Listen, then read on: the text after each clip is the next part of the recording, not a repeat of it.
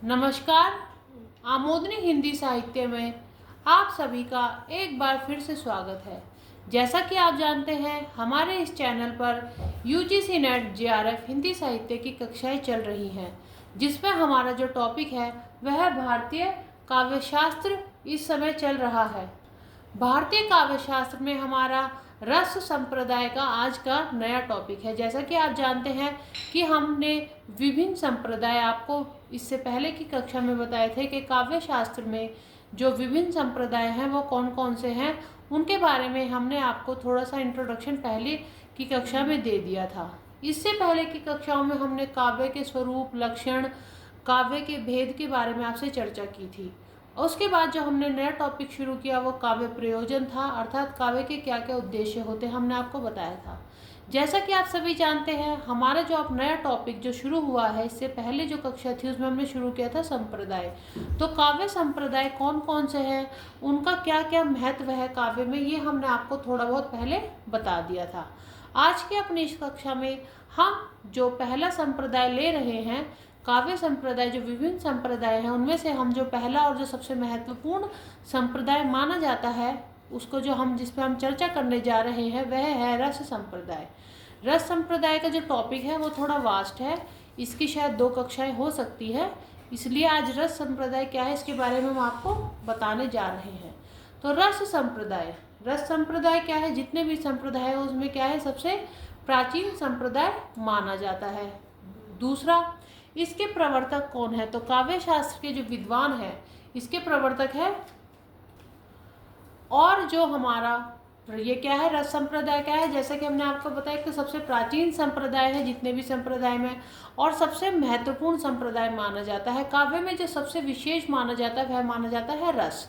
और इसके प्रवर्तक कौन है, जैसे कि आप सभी भरत मुनि को जानते होंगे, जिन्होंने नाट्य शास्त्र की रचना की थी और उनके अनुसार ये सब शुरू हुआ। तो भरत मुनि इसके प्रवर्तक माने जाते हैं, आचार्य भरत मुनि। तो रस का काव्य में अर्थ, काव्य आनंद, अर्थात रस का काव्य में क्या अर्थ है, इसको हम काव्य में क्यों प्रयुक्त करते हैं। तो रस में जब हम काव्य में जब हम रस को प्रयुक्त करते हैं या प्रयोग करते हैं तो उसमें क्या होता है, काव्य का आनंद हमें मिलता है। कैसे, काव्य को पढ़ने से, सुनने से और देखने से हमें क्या होता है, आनंद की अनुभूति होती है। तो वो क्या होता है, उसे हम क्या कहते हैं, काव्य आनंद। और एक काव्य आनंद ही क्या होता है, रस। तो रस का काव्य में क्या महत्व है या क्या अर्थ है, तो उससे हमें क्या आता है, काव्य आनंद आता है। काव्य को पढ़ने से, सुनने से, देखने से हमें जो आनंद होता है उसे कहते हैं काव्य आनंद। और वो किससे आता है, रस से। जैसा कहा भी जाता है कि रस्यते आस्वाद्यते इति रसः। तो रस के अंग, अब आगे बढ़ते हुए हम आपको बताएंगे रस है, रस के कई अंग भी है।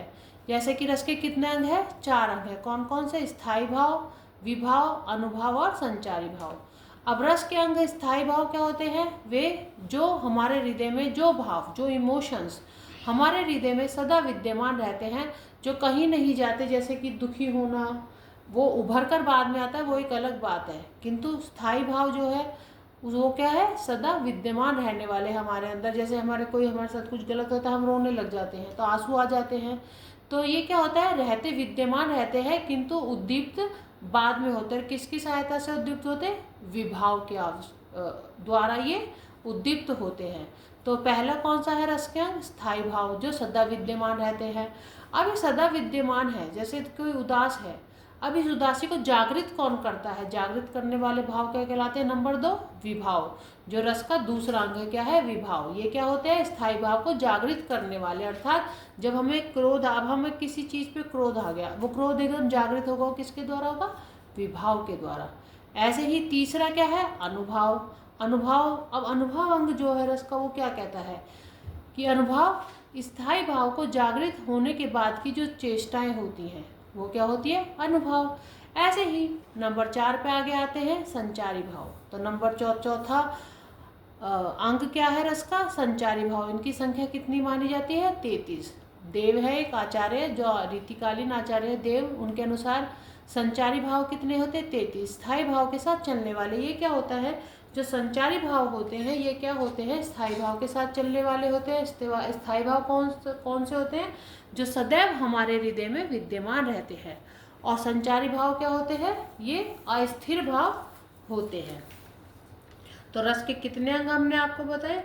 रस के 4 अंग हमने आपको बताए। कौन कौन से अंग होते हैं? स्थायी भाव, विभाव और अनुभाव और संचारी भाव। तो आगे बढ़ते हुए जैसा कि हम जानेंगे, अब अनुभाव ये हो गया हमारा। अब हम बताते हैं आपको रस के भेद। रस के भेद क्या होते हैं? जैसे कि रस के 8 भेद होते हैं, कहीं कहीं 10 भी माने गए हैं, कहीं 9 भी माने गए हैं, किंतु जो प्रमुख है वो कौन से हैं? 8 भेद है रस के। कितने हैं? 8। और ये क्या है? रसों की जो संख्या था वैसे मूलतः 8 मानी गई है, किंतु समय समय पर आचार्य जो आया उन्होंने रस की संख्या को या रस के भेद को आगे भी बढ़ा दिया है। आज के लिए जो रस की जो ये काव्य, ये जो कक्षा है, इसमें रस का हम आपको केवल एक इंट्रोडक्शन दे रहे हैं। यहाँ पर इसकी प्रस्तावना है ये रस की, इसके बारे में हम आपको पूर्ण धीरे धीरे 2-3 कक्षाओं में बता देंगे। तो रस के भेद है 8। जो प्रमुख भेद है वो कौन से हैं? श्रृंगार रस, हास्य रस, रोद रस, करुण रस, वीर रस, अद्भुत रस, विभत्स रस और भयानक रस। अब क्या है कि आगे जो आचार्य है उन्होंने भी आज रस के कुछ भेद बताए हैं, जैसे कि शांत रस, प्रयाण रस, वात्सल्य रस और भक्ति रस। तो आगे जैसे हम बढ़ेंगे तब हम आपको इसके बारे में पूरा बताएंगे। आचार्य भरत मुनि ने 8 रसों को मान्यता दी, किंतु जो प्रमुख उन्होंने क्या कहते हैं? 4 ही है। वैसे तो भरत मुनि क्या कहते हैं? 8 भेद है, किंतु 4 प्रमुख है। कौन कौन से? श्रृंगार, रौद्र, वीर और विभत्स रस। फिर श्रृंगार से हास्य, रौद्र से करुण, वीर से अद्भुत और विभत्स से भयानक रस की उत्पत्ति मानी जाती है। इसके बारे में हम आपको जो संपूर्ण कक्षा है वो अगली कक्षा में रस के बारे में संपूर्ण बताएंगे, या हो सकता है उससे अगली कक्षा में ये पूर्ण हो। टॉपिक थोड़ा बड़ा है, सरलता से आपको धीरे धीरे समझ में आना चाहिए।